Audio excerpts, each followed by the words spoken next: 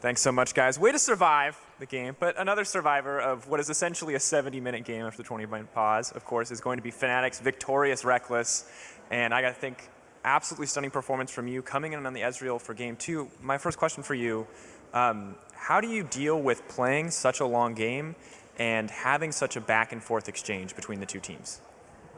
I don't think necessarily like playing a long game is something new to anyone, but I think the pause was kind of tough to deal with, and I think we kind of lost focus somewhere in between, and I think that's something that shouldn't really happen at this point of my career personally, and for us as a team, so I was a bit disappointed that we weren't able to perhaps control the game even after the pause, because I felt before the pause we were actually like doing pretty well, but then after we just had this 10-15 minutes where nothing was really happening on the map, and I think that's something that's should be better in the future, but it was also good that it happened, because then if it were to happen perhaps in a more important match such as a playoff game or even at Worlds, then you're more ready to deal with it in the future. Yeah. So speaking of the future, it seems like coming last week you guys picked Kha'Zix for Spirit every game. You seem to have one very specific strategy in mind. This week in your 2 games you seem to have shown a bit more flexibility. What has your focus been on in pick and bans, and how has it kind of changed between the 2 weeks?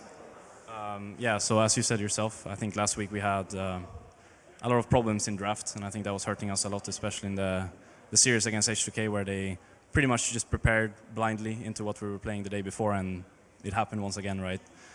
So in this week we've been working a lot on making sure that we actually adapt in draft, and it's not so much just theorizing beforehand and then following a certain script, because I think in general, that's not really going to work out in the long run anyways, because when you play the longer series, you need to be able to be versatile as a team and play a multiple amount of champions. So for us playing 2 different styles kind of in the games today, I think it was really, really good for us that we were able to kind of transition this week's practice onto the stage and making it work. So moving forward, barring any major pauses, what do you think is the biggest focus? Is it just going to be that adaptability in the series? It seems like you guys have been more comfortable as a whole, but really what are you going to look to in the coming weeks to improve on most?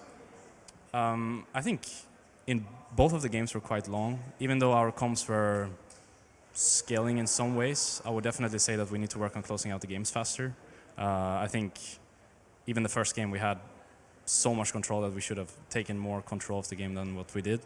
And in the second one, as I said, we lost a lot of focus in between the pause, which was a good learning experience in itself.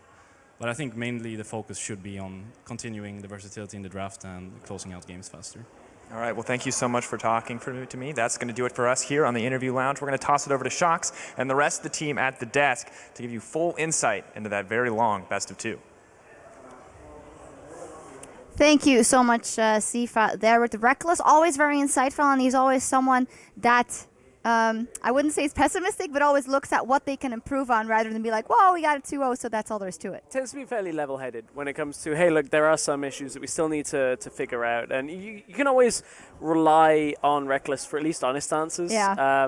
I know previously it's like, oh, he said quite a lot in this answer, but no, Reckless will speak very frankly about Fnatic whenever we speak to him. And that's why he's player of the game. Just kidding. He is also our player of the game, so coincidentally that works out perfectly. Yeah, I think he puts a lot of expectations on himself, which is often why you say, you know, having gone to Worlds now multiple times, I think he wants to be the best, so you need to kind of have that mentality if you want to be beating like world-class players such as players from SKT. And getting the player of the game here, because you were looking very closely at both AD carries, the Jim play coming out of Rawls and the Reckless play, or the Ezreal play rather, coming out of Reckless. Yeah, so it was weird because up until the pause I probably wouldn't have looked at this way for the game, but late game the AD carries took over. Like Ezreal started getting a quadra kill at one point from one fight. We saw the Jhin on the other side really doing work for Rales, but I was fairly impressed by Reckless when it comes to his team fighting. It's fairly straightforward with Reckless when you can get single targets. Like, it helps that Gilius is going in alone and kind of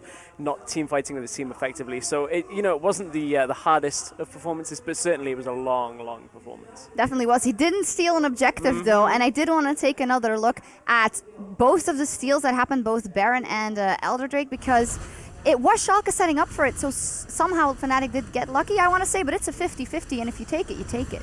Yeah, you certainly do. Spirit being able to get the steal off of is exactly what Fnatic needed at this point in the game. You're very late into the stages of play. Both teams are very tense, and this is how we actually see the steal coming out from Febiven on that Victor. Oh, I was going to say, how does he get it? So Gragas goes over him, Febi's damage comes out from it. Gilius, that's the second objective that Schalke were on right there, that he didn't get the smite of. Possibly interrupted. We actually didn't catch that one again in the game, and this time, again, I was kind of looking over at you. So Gilius may have been interrupted, but nevertheless, just good steals from Fnatic. As a final statement about these two teams, obviously Schalke, unfortunately, as you mentioned, Gilius again, the mental must be affected a bit, again, especially in a game like this. And for Fnatic, who Reckless called it out already, the fact that you need to rely on those steals is obviously not ideal, but a 2-0 on the week is very good for the week so far. It's good for them. So far. So used to being 2-0 on the week. Possibly, you know, on track. Good to pick up the 3 points at that point. Fnatic were just kind of hanging around the sort of top half of the pack, but another 3-0 now.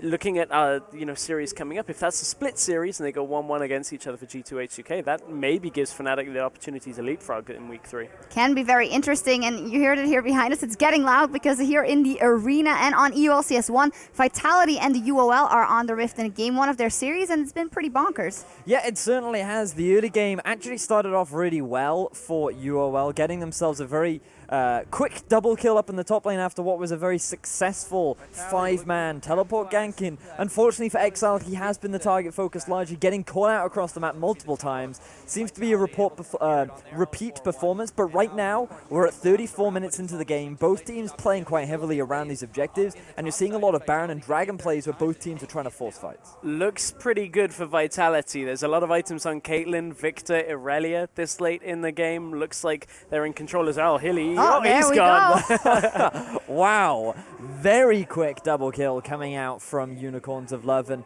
what better person to get that on rather than the Irelia? Is they actually going to quickly take down that tier 2 turn? They may be looking to push into the base. Yeah, Vitality does look like they will be are on the right path to taking the game. If you guys want to check out the tail end of that, go over to LCS 1. However, we need to step away as we ready the Rift for our match of the week between H2K and G2 Esports. See you back here in just a few minutes.